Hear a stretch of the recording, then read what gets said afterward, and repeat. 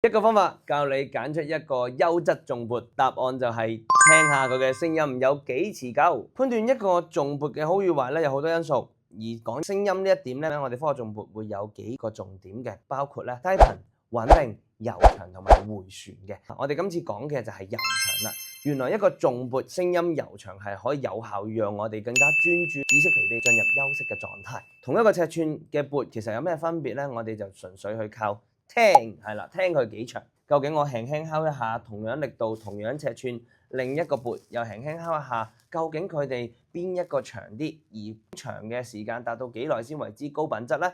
咁我哋就可以而家去試一試啦。大家聽一聽第一個同第二個缽嘅分別咯喎。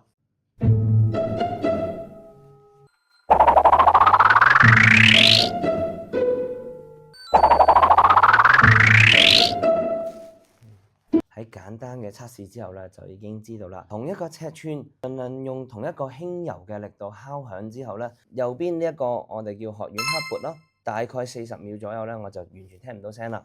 左邊呢個係叫新月缽嘅，大概去到1分鐘後先聽唔到聲。點解會有咁明顯嘅分別咧？佢哋嘅層數咁啊，一個係24至26層嘅新月缽，一個係一個實用性價比偏高嘅學院黑缽，只有7層。咁啊，所以明顯嘅一個分別嚟嘅。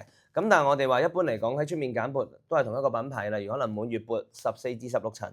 咁我哋點樣去判斷嗰個時間長唔長呢？最簡單嘅方法就係攞個計時器度一度。一般嚟講其實都唔使咁擔心嘅，40秒至到1分鐘呢啲 range 咧都唔差嘅。但係如果得嗰20零30秒嘅缽咧，你就要小心啲啦，個效果未必咁好。